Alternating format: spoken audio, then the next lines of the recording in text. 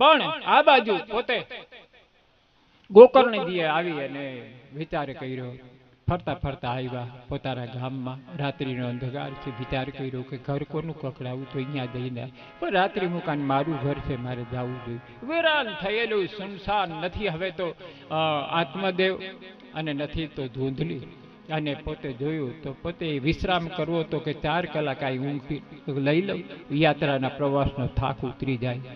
પીપળાનું મોટું વૃક્ષ હતું અને પીપળાના પાનની અંદર ખડખડ કરતા અવાજ આવ્યો અને રાત્રિના બરાબર 2 વાગે જોયું ત્યારે ભૂતાવળની વેસામાં જોયું ત્યારે એક ચહેરો જોયો. પણ આ તો કાશીએ ભણેલો હતો એટલે બીક નહોતી લાગતી. પોતાનું કમંડલ લઈને સૂતા છે અને એ વખતે આમ જોયું ત્યારે ઓલો બોલી નથી શકતો, કારણ કે અંદર અગ્નિ ભર્યો હતો એટલે જીભ હદી ગઈ, જીભ બળી ગયેલી, બોલી ન શકે. વાસનામય દેહ, શરીરે આત્માએ શરીર જે ધારણ કર્યું એ શરીર આમ શરીરથી ફરવા લાગ્યો. ત્યારે આત્મદેવ ગોકર્ણજી મહારાજે કીધું કે આપ કોણ છો, જલ્દી બોલ, તું કોણ છે? પણ બોલી ન શકે, ઈશારા કરે, સમજાવવાની કોશિશ કરે. ગોકર્ણજી મહારાજને દયા આવી, પોતે તો જ્ઞાની ધર્મી, હાથમાં કમંડલ લીધું, પાણીની અંજલિ ભરી, વિષ્ણુ વિષ્ણુ વિષ્ણુ શ્રીમદ ભગવતો મહાપુરુષસ્ય વિષ્ણુરાગાય પ્રવર્તમાનસ્ય આદ્ય બ્રાહ્મણે દ્વિતીય પરાર્ધે શ્વેતવરાહ કલ્પે વૈવસ્ય મન્વંતરે અષ્ટાવિંશો કલી કલિયુગે પ્રથમ ચરણે ભૂલોકે જાંબુ. આમ અંજલિ ભરી અને ભગવાન વિષ્ણુ નારાયણને યાદ કર્યા છે. ઠાકોરજીની સહન કરી અને પાણીની અંજલિ કરી છે અને ત્યાંથી જો પેલું શરીર છે એ સ્થિર થયું અને બોલવા લાગ્યો કે ગોકર્ણજી, હું તમારો ભાઈ. મારો ભાઈ? હા, હું ધૂંધુકારી. અરે તારી આ દશા? બોલે હા, મારી દશા એમને નથી, મારા કર્મોને લઈને મારી દશા થઈ છે. હવે તો એમાંથી ઉગારી શકે એવું આ જગતમાં કોઈ નથી. પણ હવે એક મને ખબર પડી ગઈ છે કે હવે મારે જીવવું કે મરવું એના શરણે છે. પણ હવે બીજું કાંઈ કરી શકું એમ નથી, ધાર્મિક ક્રિયા હવે મારાથી કાંઈ. પણ મેં તારે વાહે પિંડદાન કર્યું, ગયાજીમાં કર્યું, કારણ કે નાના સુના જગ્યાએ કર્યું હોય તો ગયાજીમાં મેં પિંડદાન કર્યું છે. ને તું હજી તો અવગતીય છે. બોલે તમે કેટલા કર્યા? મેં એક જ પિંડદાન કર્યું. પણ ભાઈ તમે વિચાર કરો કે 100 પિંડદાન કર્યા હોય તો પણ મારું મોક્ષ ગતિને હું પ્રાપ્ત ન કરી શકું. બોલે એમ કેમ? જલ્દી કરો, મારું આ શરીર બળે છે, મારા કર્મની ગતિ કુંઠિત થઈ ગઈ. હવે હું આ જગતમાં આ કાયાથી મારી છૂટી જાય તો સારું. વેદના વ્યક્ત કરતો ધુંધુકારી રડવા લાગ્યો છે. એને આશ્વાસન આપતા ગોકર્ણજીએ કીધું સવાર થઈ જવા દે. કરવટ બદલીને સવાર પાડી છે અને વિચાર કર્યો કે મારા ભાઈની મુક્તિ તો મારે કરવી જ રહી. અને આમ વિચારી પોતે આમ નીકળ્યો છે. પંડિતોને સંતોને પૂછે છે કે મારા ભાઈના નિર્માણ પાછળ કોઈ ક્રિયા કરવાની થતી હોય તો હું કરી લઈશ, પણ તમે મને રસ્તો બતાવો કે એના માટે શું કરવું. અને ત્યારે વિચાર કર્યો, કોઈએ સાચો જવાબ ન આપી શક્યા. અને પોતે સૂર્યના ઉપાસક હતા અને હાથ જોડી અને ત્યારે હાથ પરમાત્મા સૂર્યનારાયણને અર્ઘ્ય આપતા આપતા આંખમાં આંસુ આવી ગયા. ગોકર્ણજીએ કહ્યું, આદિદેવ નમસ્તુભ્યમ પ્રસિદ્ધ મમ ભાસ્કર દિવાકર નમસ્તુભ્યમ પ્રભાકર નમસ્તુતે. હાથ જોડીને કીધું કે હે દિવાકર, હે સૂર્યનારાયણ, હે મહારાજ, આપ મારી ઉપર દયા કરો, મને રસ્તો બતાવો. મારો ભાઈ અવગત્ય હોય અને હું કેમ આવી રીતે જવું? તે ભગવાનની અંદરથી સૂર્યનારાયણની વાચા ફૂટી અને પછી એમ કીધું, આકાશવાણીથી કીધું, તું સત્કાર્યમાં એવું કર, ભાગવતજી એની પાછળ બેસાડ. અને અષાઢ મહિનાનો સમય ગામ લોકોને વાત કરી છે અને પોતે જ પોતાના ફળિયામાં પેલી વેલી ભાગવત અને ગોકર્ણજી મહારાજ વક્તા તરીકે બેઠા છે. અને એ કથાનું સુંદર મજાનું જ્ઞાન 7 દિવસનું કર્યું. અને 7 દિવસમાં એને વિચાર કર્યો કે હું આમ કરું. બહુ ભીડ થઈ છે, ઘણા બધા ગામ દેશથી બધા શ્રવણ કરવા માટે આવ્યા છે. અને એ કથા સાંભળે છે. અને એ વખતે આને વિચાર કર્યો, ધુંધુકારી પણ આવ્યો. ધુંધુકારી આવીને વિચાર કર્યો કે આમાં જગ્યા તો ક્યાંય નથી, એટલી બધી ગળદી. એટલે પોતે તો વાયુરૂપ હોય, કારણ કે એને તો કોઈ આત્મા તો છે નહીં, એટલે વાયુરૂપમાં આવ્યો. અને એ વખતે વાસની સોટી હતી, એની પેલી ગાંઠ ઉપર આવી એની પોતે આસન ગ્રહણ કર્યું. આસન લઈ અને બેઠો. અને આસન લઈને પછી પોતે ધીરજથી વિચાર કરે છે. અને આખો દિવસ આંખમાં આંસુ સાથે આમ ગોકર્ણજી કથાનો અધ્યાય, પેલો અધ્યાય, બીજો અધ્યાય પૂરો કરે, કથા શ્રવણ કરે, કથાનો વિશ્રામ આવે, પછી વરી બપોર પછી ઉપવાસ કર્યા છે, કાંઈ લીધું નથી, અને આવી રીતે મનન કરે છે. અને આમ પહેલે દિવસની કથાએ વિશ્રામ લીધો, પેલી ગાંઠ છે એ વાસની તૂટી છે. અને પછી બીજે દિવસે આવી રીતે બીજી ગાંઠ, અને એમ કરતા કરતા 7 દિવસે 7 ગાંઠ તૂટી. અને એમાંથી એક આત્મા, જ્વલંત આત્મા બહાર નીકળો છે, અને સશરીર આમ ધારણ કરેલું છે પરમાત્મા વિષ્ણુ નારાયણની કૃપાથી, અને ગોકર્ણજી મહારાજની જેવીની કથાની, દિવ્ય કથાની. અને આજ એ રીતે થયું. અને સામે તેજની મૂર્તિ જોયું ને ધુંધુકારીને જોયો. ધુંધુકારીએ હાથ જોડીને એમ કીધું કે ભાઈ, મને આ જગતમાંથી બચાવનાર ને મોક્ષ આપનાર કોઈ હોય તો આજ મારો ભાઈ છે, અને મારા ભાઈએ જ મને આ સુંદર જીવન આપ્યું છે. હવે તો હું આ જગતમાં જઈશ, કદાચ મારો અવતાર થાય તો. પણ ત્યાં તો વિમાન ઉપરથી ધરોળ કરતું આવ્યું, અને વિમાન આવી અને ગોકર્ણજી મહારાજને આખું ગામ બેઠેલું છે. અને એ વખતે જોવે છે ત્યારે વિમાનને સામે અંદર 4 પાર્ષદો ભગવાન વિષ્ણુ નારાયણના 4 હાથ ધારણ કરીને, ભગવાનના વિષ્ણુ ભગવાનના તો દિવ્ય સ્વરૂપ, જેમનું ક્રાંતિ છે, કરોડો કામદેવીની ક્રાંતિ પીળા પીતાંબર ધારણ કરેલા છે ભગવાન, જેમ કૌસ્તુભ મણિ ધારણ કરે એમ ધારણ કરેલા છે, મોર મુગુટ, આમ બધું ધારણ કરીને આવેલા 4 પાર્ષદોએ. ત્યારે ગોકર્ણજી મહારાજ કહ્યું, આપનો પરિચય, આપ મહેમાન થઈને અહીં આવ્યા, અહીં તો ચાયનો જોગ નથી, તમે તો બધા પી લીધી, એટલે આ બધું, અને તમે કેમ? એટલે ત્યારે પછી વાત કરી કે મહારાજ, તમે કથા વાત કરી અને અમારા આ ભાઈએ કથા બરોબર સાંભળી, એટલે એના કારણે વિમાન આવ્યું છે. બોલે, આના કારણે વિમાન આવ્યું છે? પણ આ તો આ બધા લાગત બેઠા છે, ઉમિયાનગરના બધા બેઠા છે, બધા શ્રવણ કરે છે, તો એના માટે વિમાન કેમ ન આવ્યું? તો કે એ બધા પછી કે ભાગે ભડાકા ભારી રે ભજનના ભાગે ભડાકા, એટલે ભાગે આપણે ન ઘણી વખત એમ કહી કે તારો રે ભરોસો મને ભારી, પણ વાહે ઘરે તાળું દઈને આવ્યા હોય તો આ ચાવીને સંભાળીને વિચાર કરે કે ખારું પાડોશીમાંથી કોઈક આવશે, સાંજનો સમય છે, તાળું તોડી જાય, અને મેં ઘરે આમ મૂકીને આવતી રહીશું, શું થશે? એ કહેવાય કે ભાગે ભડાકા ભારી ભજનના, પણ એ ભાગે નહીં, અહીંયા જ. એટલે કે તમે બધા શરીર ધારણ કરીને બેઠા, પણ તન બેઠું હતું, તમારું શરીર બેઠું હતું, તમારું મન તો ખરે પડ્યું હતું. તમે અહીંયા વાં ગોતા, અગોચરમાં ગોતા હતા, ક્યાં પૈસા પડ્યા છે, તાળું હરખું દેવાનું ન દેવાનું, ચાવી આ લઈને આવી છું, અને ક્યાંક ખુલી ગયું હોય ને કોઈક હાથ ફેરો કરી જાય તો આપણે તો સત્સંગમાં બેઠે જ, આપણે ઘરે તો છે નહીં.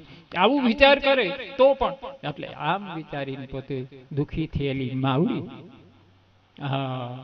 અને ધુંધુકારી એનો આ દેહ છે ત્યાગ થયેલો, ને પછી વિષ્ણુ લોકમાં પોતાનો પાર્ષદ તરીકે ભગવાને રાખ્યો છે. અને આ બાજુ ગોકર્ણજી મહારાજે કહ્યું કે પ્રભુ, આ બધાની મુક્તિ કેવી રીતે ન થાય? કારણ કે એની કથા તો શ્રવણ કરી છે, અને એની જો મુક્તિ ન થતી હોય તો કેમ થાય? કારણ કે કથા તો એમ. પણ ત્યારે ઓલા પાર્ષદોએ કીધું કે કથા સાંભળી ખરી, પણ એનામાં ઉતરી નથી. એ કેમ માપ નક્કી થાય? કારણ કે થર્મોમીટર હોય તો મોઢામાં ખબર પડે કે આટલા તાવ છે, આટલી ડિગ્રી, પણ આનું કેમ નક્કી કરવું? તો કે હા, એ તો તમે જુઓ ને, કારણ કે આના હાટું જ આવ્યું ને, આના હાટું કેમ નહીં? તો આ તો કે ખાલી એમને જ હતું, કોઈ શરીર તો એ શરીર નથી, એટલે એને જતન કરવાની કાંઈ જરૂર નથી, કોઈ ઉલાડ ધરાર તો હતું નહીં. આમ જે કાંઈ હતું એ બેઠો બેઠો રડતો હતો, અને આંખમાં આંસુ સાથે બરાબર શબ્દ હસ પોતે પોતાના જીવનમાં ઉતાર્યા અને મનન કરતો રહ્યો. જે મનન કરે છે ને એ પામે છે.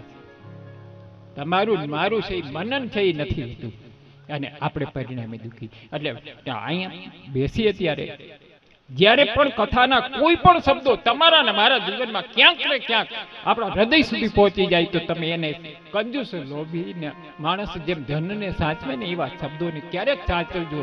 એ કષ્ટના સમયે ભાગવત એટલા માટે છે કે તમે આવેલા મહા પાપથી બચવા માટે તરવાનો કોઈ સાધન હોય ને રસ્તો હોય તો અન્ય શાસ્ત્ર કરતા ભાગવત છે એ શ્રેષ્ઠ શાસ્ત્ર. તો આ ગોકર્ણજી મહારાજે કહ્યું કે આ વખતે તો થાપ ખાઈ ગયા, પણ શ્રાવણ મહિનામાં બીજી કથા બેસાડી. અને પછી જ્યારે એ પૂરી કથા શ્રાવણ મહિનામાં થઈ અને એટલી કથા જામી જેમ અત્યારે તમે શ્રવણ કરો છો. હવે આપણે કથા શ્રવણ કરતા હોય ને એટલે આપણે એમ થાય કે બધા કથા બરાબર શ્રવણ કરે છે, પણ એ તો આપણે તમારો મારો રુદિયો જાણતો હોય. રુદિયો રોવે ને માયલો ભીતર જલે. હવે આપણે આપણી ખબર તો હોવી જોઈએ ને, આમ બીજાની ન ખબર હોય. આપણે બાજુમાં બેઠા હોય એ કથા સાંભળે છે કે નથી સાંભળતા એ આપણે કેમ ખબર પડે? પણ આપણે તો આપણી તો ખબર જ હોય કે આપણે કેટલું ગ્રહણ કરીએ છીએ. તો કથા છે એ સાચવવાની વાત છે, એને પોતાના જીવનમાં ઉતારવાની વાત છે કે એને પ્રગટ રૂપમાં આપણે આપણા શરીર સાથે આપણા જીવન સાથે વળી લાવે. કારણ કે 84 લાખ ફેરા ફરવાના છે તમારે ને મારે. કેટલા અવતાર ધારણ કર્યા અને એનું પ્રમાણ કદાચ એમ તો ભાગવતજીમાં કહું આમ 3 વખત ભગવાનને આંસુ આવ્યા છે. તમે એક નોટ કરજો, 3 વખત ભગવાનને. એક બિંદુ સરોવરમાં જ્યારે કરદમ મહારાજ જ્યારે તપશ્ચર્યા કરતા હતા, ભગવાન પ્રગટ થઈને ત્યારે આંખમાંથી જે આંસુ વહ્યા. અને એક વખત કે તુલસીના ક્યારા, તુલસીને જ્યારે ભ્રષ્ટ કરવા, કારણ કે જાલંધર પાપી હતો, એને મારવો જરૂરી હતો, ઠાકોરજી સિવાય કોઈ કામ કરી શકે નહીં. અને મારા પરમાત્માએ દયા કરી અને પછી જ્યારે ને પોતે તુલસી માતાએ જ્યારે વિચાર કર્યો ત્યારે એ વૃંદા હતી. વૃંદાના સતીત્વને લઈને જાલંધર પાપી હતો, પણ એના સતને પરિણામે આને કોઈ વાળ વાકો નતો. કોઈ બધાય દેવો બીતા હતા. અને રણ સંગ્રામમાં ઇન્દ્ર જેવા, શિવજી મહારાજ જેવા, બ્રહ્માજી જેવા શસ્ત્ર લઈ અને આને મારવા માટે આવે છે તો મરતો નથી, કારણ કે એને ફૂલની માળા પહેરાવેલી છે. વૃંદા મહાસતી છે, મહાશક્તિ છે, આદ્ય. એટલે વિષ્ણુ ભગવાને એના જાલંધરનું રૂપ લઈ અને યોગ સ્પષ્ટ પહેલી વખત નારાયણની આંખમાંથી આંસુ પડ્યા. અને એ જ સિદ્ધપુર પાટણ, આપણે જસલે ઓગટે સૌરાષ્ટ્ર, આપણે ગુજરાતમાં. અને એ વખતે કરદમ મુનિના તપશ્ચર્યાને જોઈને ભગવાન ઠાકોરજી રડ્યા હતા. વિષ્ણુ ભગવાને એને એ જ 2 ટીપા આંખના પડ્યા અને બિંદુ સરોવર થયું. નામ સાંભળ્યું હશે?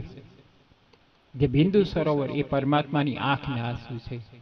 ભગવાન શિવ હર્ષ ખેલા થયા અને આંખમાંથી આંસુ પડ્યા, એના રુદ્રાક્ષ થયા. અને હવે રહ્યા બ્રહ્માજી. અને બ્રહ્માજીની આંખમાંથી જ્યારે સરસ્વતીજીની સાથે એના પોતાનો વાર્તાલાપ થયો અને એના આંખના આંસુ એ આંબળાનું વૃક્ષ થયા. એ આંબળા અતિ પવિત્ર માનવામાં આવે છે. આ 3 વસ્તુ છે કે આ 3 દેવના 3 આંસુ એ આવી રીતે એક પછી એક આંસુ સૈરા. અને આંબળાનું ફળ છે એ પવિત્ર છે, તમને ખ્યાલ હોય કે ન હોય? એ પવિત્ર છે. ઘરમાં માનવો, મુખવાસ કરીને આપણે રાખી, પછી ખારો મીઠો કરી અને પછી મહેમાનને ધરી કે લ્યો કેવો લાગ્યો? અરે કે હારો છે, થોડોક બાંધી દેજો ને અમે ભેરા લેતા જાય. એટલે આપણે તો આપણું કરી લઈએ, પણ ઘરના એમનું ભેગું કરતા જાય. એટલે આ ઈ આમળા એ રીતે ઉપયોગ કરો, અથાણા બનાવો, જે કરો, પણ આમળાનું વૃક્ષ પવિત્ર ગણવામાં આવે છે ને.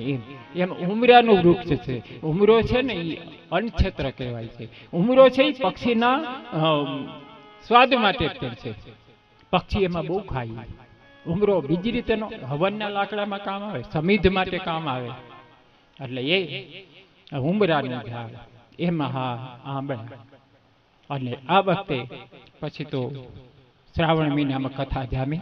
ગોકર્ણજી મહારાજ બહુ વિદ્વાન, વક્તવ્ય બહુ સારું આપ્યું. અને પછી પરિણામે એ વખતે વિમાન આવ્યું છે વૈકુંઠપુરીમાંથી. અને તમામ નર નારીઓ સહિત જેટલા પછી તો પ્રાણી માત્ર જળચર સ્થળચર જે કાંઈ હતા નભચર બધાય પક્ષીઓ સહિત પોતાના ધામમાં ભગવાન લઈ ગયા. એક વખત રામજી મહારાજે પોણા 9 લાખ વર્ષ પહેલા જ્યારે ઠાકોરજીએ પોતાના દેહને વિલય કરીને જવાનું હતું, ત્યારે પોતે વૈકુંઠ જતા હોય છે, ત્યારે પોતાના ધામમાં જતા હોય છે, ત્યારે અયોધ્યાની પૂરી જનતા જળચર બધા એક રજ માત્રને ભગવાન પોતા ઠાકોરજી મહારાજ એમના મારા શ્રીહરિ એમને લઈ ગયા.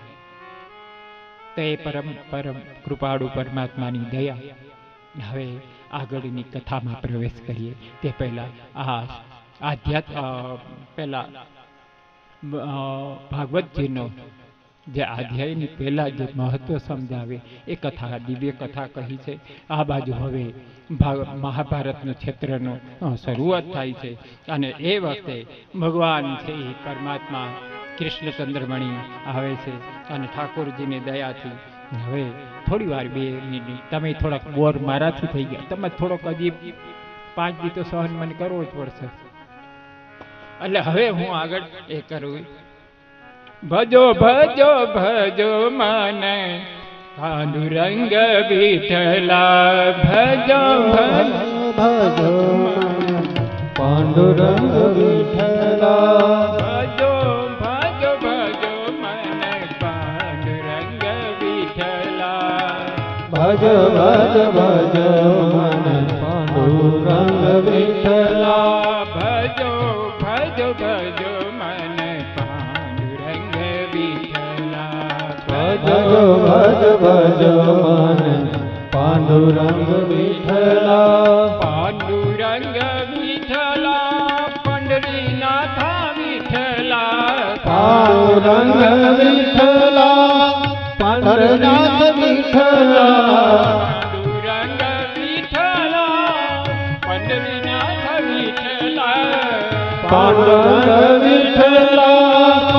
પાંડરનાથ વિઠ્ઠલા, ભજો ભજો ભજો મને પાંડુરંગ વિઠ્ઠલા, ભજ ભજ ભજ મને પાંડુરંગ વિઠ્ઠલા.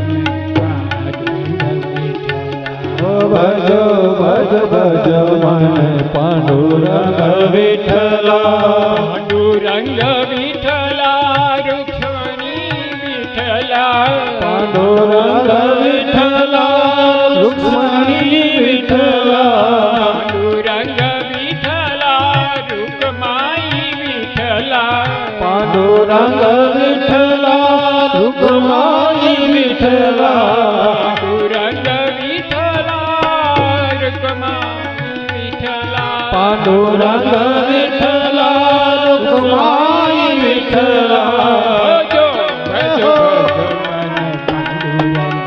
મને પાંડુરંગ વિઠ્ઠલા, ભજ ભજ ભજ મને પાંડુરંગ વિઠ્ઠલા.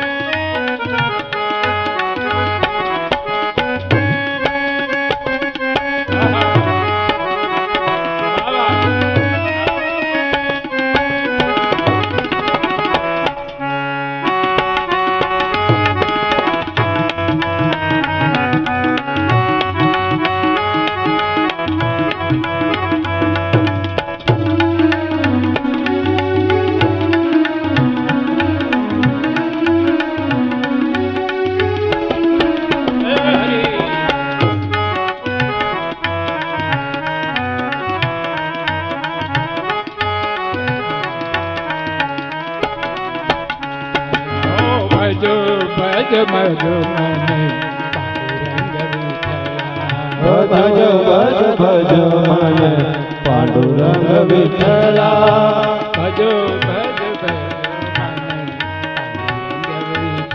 ભજો ભજ ભજ મને પાંડુરંગ વિઠ્ઠલા પાંડુરંગ વિઠ્ઠલા પંડરીનાથ વિઠ્ઠલા પાંડુરંગ વિઠ્ઠલા પંડરીનાથ વિઠ્ઠલા માઈ બાપા વિઠ્ઠલા પંડરીનાથ વિઠ્ઠલા માઈ બાપા વિઠ્ઠલા પંડરીનાથ વિઠ્ઠલા પાંડુરંગ વિઠ્ઠલા પંડરીનાથ વિઠ્ઠલા પાંડુરંગ વિઠ્ઠલા પંડરીનાથ વિઠ્ઠલા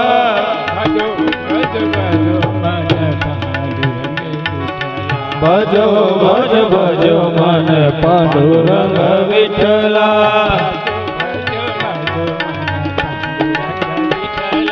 ભજો ભજ મન પાંડુરંગ વિઠ્ઠલા ભજો ભજો મન પાંડુરંગ વિઠ્ઠલા ભજો ભજ મન પાંડુરંગ વિઠ્ઠલા વિઠ્ઠલા પંડરીનાથ વિઠ્ઠલા પાંડુરંગ વિઠ્ઠલા પંડરીનાથ વિઠ્ઠલા રંગ વિઠ્ઠલા વિઠ્ઠલા પાંડુરંગ વિઠ્ઠલા પંડરીનાથ વિઠ્ઠલા ભજો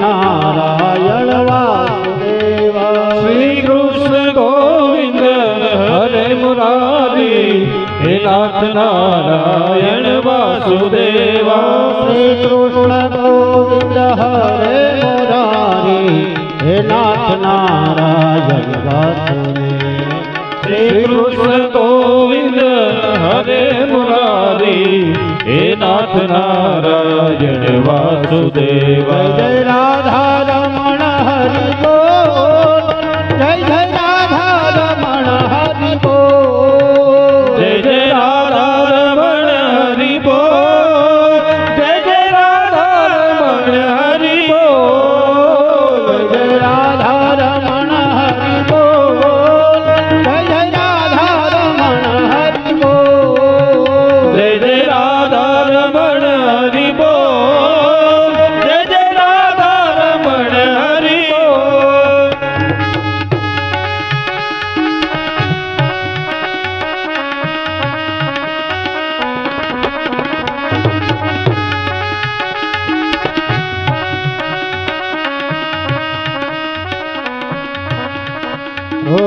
मन मेरा बोले राधे कृष्ण तन मेरा बोले राधे कृष्ण ओ मन मेरा बोले राधे कृष्ण तन मेरा बोले राधे कृष्ण अखियाँ बोले राधे कृष्ण जिहवा बोले राधे कृष्ण अखिया बोले राधे कृष्ण जिह्वा बोले राधे कृष्ण जय जय राधा रमण हरि बोल जय जय राधा रमण हरि बोल जय जय राधा रमण हरि बोल जय जय राधा रमण हरि बोल साचू ने सहेलो नाम हरि हरि बोल ओ साचू ने सहेलो नाम हरि हरि बोल मीठो ने मधुर नाम हरि हरि बोल ओ मीठो ने मधुर नाम हरि हरि बोल हरि बोल हरि बोल हरि बोल हरि बोल हरि बोल हरि बोल हरि बोल हरि बोल हरि बोल हरि बोल हरि बोल हरि बोल हरि बोल हरि बोल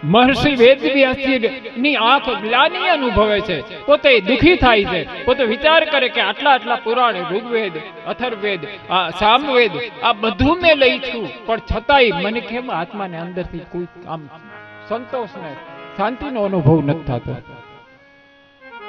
તે ગ્લાનિથી બદ્રિકાશ્રમના આશ્રમમાં બેઠેલા છે અને બદ્રિકાશ્રમમાં બેઠેલા એ મહર્ષિની આંખમાં આંસુ અને સુંદર મજાની સરસ્વતીનો કિનારો છે. બોરડીના વૃક્ષ ઉપર બાદરાયણ એટલે બોરડી અને એની નીચે બેસનાર એટલે બાદરાયણ થયા અને બોરડી નીચે જ એમને પોતાની તપસ્યા કરેલી. એ બાદરાયણે જ્યારે વિચાર કર્યો કે ત્યારે હવે હું જાઉં તો કોના શરણે જાઉં, આજ મારે કોઈ શાંતિનો અહેસાસ નથી, સતત પુરાણ લખ્યા, હવે વેદમાં કોઈ બાકી રહ્યું નથી અને છતાંય મને કોઈ શાંતિ પ્રાપ્ત થતી નથી, મારે શું કરવું જોઈએ? અને ત્યાર પછી ભગવાન વિષ્ણુ નારાયણે નારદજીને ઈશારો કર્યો છે. નારદજી દોડતા આવ્યા છે અને આવીને જે બદ્રિકાશ્રમમાં અને આવી રીતે બેઠેલા ભગવાન વેદવ્યાસની સામે આવ્યું અને પછી કહ્યું છે કે મહારાજ ધન્યવાદ ધન્યવાદ. અને નારદજી દેવર્ષિને જોયા પછી હાથમાં વીણા અને સુંદર મજાનું ગાન કરતા આવે છે. એ નારાયણના બીજ રૂપ જ નારદજી માની લો ને એને પાર્ષદ. અને એ વખતે નારદજીને આવેલા જોઈને વેદવ્યાસજીએ પૂછ્યું કે મહારાજ આપ તો બ્રહ્માના શ્રેષ્ઠ પુત્ર તરીકે ગણાવ છો, હું પણ બ્રહ્મા છું, પણ સત્યવતી અને વ્યાસજી મહારાજ એના દીકરા છે. તે દ્વાપર યુગમાં પરાશર અને સત્યવતીના કુખેથી જન્મેલા વેદ વ્યાસજી છે. અને એને 18 પુરાણો 17 તો લખી જ નાખ્યા હતા ઓલરેડી, પણ નારદજી એને આશ્વાસન આપ્યું છે કે જરાય ચિંતા કરો માં, કોઈ ખેદ કરવાની જરૂર નથી, તમે આવી રીતે પણ હું અભાગ્યો કમ ભાગી કરી ન શક્યો અને મને કોઈ શાંતિનો અનુભવ નથી થતો, બતાવો ને મહારાજ. અને પોતે આસન આપ્યું છે, પાદ પૂજન કર્યું, ભગવાનના નારદજીના ચરણને પ્રક્ષાલન કરી કીધું. અને એ વખતે નારદજીને બેસાડ્યા અને કીધું કે બતાવો મહારાજ, મારું કલ્યાણ થાય એવો કોઈ રસ્તો મને બતાવો. ત્યારે વેદવ્યાસજીને નારદજી એમ કહે છે, નારદજીએ જેનો હાથ પકડ્યો ને એને મુક્તિ સુધી પ્રાપ્ત કરાવી દીધું અને ભગવાનને ક્યાંક ને ક્યાંક ભગવાનનો ભેટો કરાવી દીધો છે. ધ્રુવ, પ્રહલાદ જુઓ, અર્જુન જુઓ, બધાને પોતે હાથ ઝાલીને એને પરમાત્માની ઓળખાણ સુધી પહોંચાડી દીધા છે. સંત છે જેનો કોઈનો હાથ ન જોડે અને સંતને કોઈ તંત ન હોય. અને એને હાથ ઝાલીને જ્યારે એને કીધું તમે આમ, અને પછી યાદ દેવડાવ્યું કે તમે તમારું જીવન વિચારો છો, મારું જુઓ, હું ક્યાં?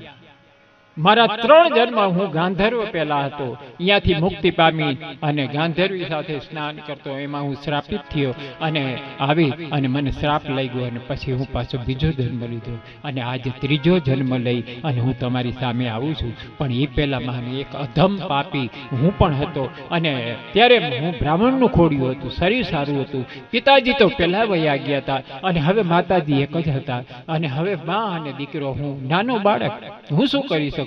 પણ મારી માએ પારકા કામ કરતી અને એ વેઠ કરતી મને મારું ભરણ પોષણ કરતી, મારું પેટ ભરતી હતી. અને એ જ વખતે એવું બન્યું કે એ જનેતાએ પોતાનું સ્તનપાન કરી મને મોટો કરીને હું જ્યારે જોયું ત્યારે હું અમારી વસ્તી હતી એ તો બધી કોલ કિરાત, જ્યાં ક્યાંય શિક્ષણનો અભાવ, કોઈ જ્ઞાનનો અભાવ, એ બાળકો સાથે મારે રમવાનું, કારણ કે એના સંસ્કાર એવા મારામાં ઉતરે. હું રખડતો ભટકતો આવી રીતે બાળકમાંથી થોડો યુવાન મોટો થયો, કોઈ સંસ્કાર તો હતા નહીં. પણ મારી મા જેના ઘરે કામ કરતી હતી ને એ વૈષ્ણવ હતા અને એને ઘરે પાછા સંત મંડળી આવતી અને ચતુર્માસ ગાળતા. મારી માએ એને ઘરે કામ કરતા એટલે કે આ બાળકને ક્યાં ઘરે રાખી જવું, એટલે હાથ ઝાલી અને એને એમ કીધું કે મારું એક બાળક આવશે, તમે અહીંયા રહેશે, તમારું નાનું મોટું કામ કરશે, તમે એને રાખજો. એટલે એ બાળકને આંગળીએ વરગાડી, માં છે, જનેતા છે, એ પોતાના બાળકને લઈને આવે છે અને પછી એમ કહે છે કે આને તમે સાચો અને રાખો. હવે સંત મંડળીને જોયું કે આભા તેજ તેજ તો આખું રીએ જ નહીં ભાઈ. સંતનો સ્વભાવ, સંતનો જીવન ભાઈ આ યોગ ભ્રષ્ટ આત્મા છે, આ વખતે નથી પણ આ હવે પછીનો આ એવી હીરો છે એમ માની અને સંતો એને પોતાની પાસે રાખે. હવે નાનું બાળક એટલે બીજું તો શું કરી શકે, પણ એના હાટું થઈને સમિધ લઈ આવે, ફૂલ લઈ આવે, તુલસીના પત્રો લઈ આવે અને સેવા નાની મોટી કરે, એનો સત્સંગ સાંભળે અને સત્સંગમાંથી પુષ્ટ થયેલો આત્મા જીવાત્મા પોતે હવે જ્ઞાન પ્રાપ્ત થયું. શરીર તો બ્રાહ્મણનું છે જ, એટલે આવતા ચિનગારીને શું વાર લાગે? લાકડામાં અગ્નિ છે પણ એ પ્રગટ અગ્નિ નથી, દેખાતો નથી. લાકડું લઈને શિયાળાનો સમય સામે બેસી જાવ ને હાથ આમ આમ કરવા માંડો તો આપણે અગ્નિ એમ ટાળ જાય નહીં, પણ અગ્નિને પ્રગટ કરવો પડે એટલે એ લાકડું તરત જ પકડી લે છે અને પછી સળગવા માંડશે. અને પછી એટલે આ શરીર તો હતું જ, એની અંદર આત્મા જાગૃત જ હતો, પણ તકલીફ એ હતી કે કોઈ જાગૃત કરનારું તત્વ જોતું હતું. એટલે પછી તો પ્રકાર પોતે અને એ ધ્યાન સાધના અને પછી ઋષિઓની સેવા કરે, સંત મંડળી થઈ, નાના બાળકને પ્રેમ થયો. નારદ કે હું એ સંત હારે હાલું, બધું ફરું, એની હારે બધું લઈ આવી દઉં, એના નાના મોટા કામ કરી દઉં. મારી ઉપર ગુરુજી બહુ પ્રસન્ન થયા, મને રામ બોલો એવું નામથી બોલાવવા લાગ્યા અને મને મારા મુખમાં મને ગુરુ મંત્ર આપ્યો. અને એ ગુરુ મંત્ર ઓમ નમઃ ભગવતી વાસુદેવાય, એ શબ્દનું હું મને કે બેટા રટણ કર. અને કે તે ખાધું તો હાથ જોડીને કીધું કે અમે ગરીબ માણસોને ખોરાક ક્યાંથી હોય, તમે દેશી ઘીના ખોરાક જમી શકો. મારા ભાઈમાં રોટલો પણ નથી મહારાજ. સંત તો સંત છે.